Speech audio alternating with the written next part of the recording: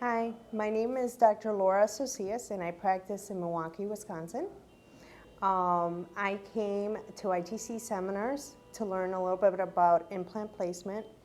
I read a lot about Dr. Casabianca and ITC, and I did a lot of research before coming here because I had not placed any implants.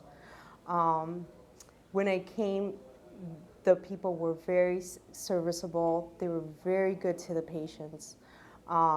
They trained us at first didactically, and then they set us with the patients, and we did the hands-on program.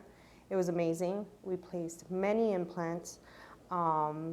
We got to see and do procedures such as bone grafting and membrane placement and proper suturing, everything that the course takes to do in order to restore properly these patients as well. I believe that this is a program that everybody should take, especially if you're thinking about placing implants in your private practice or if you're working anywhere else.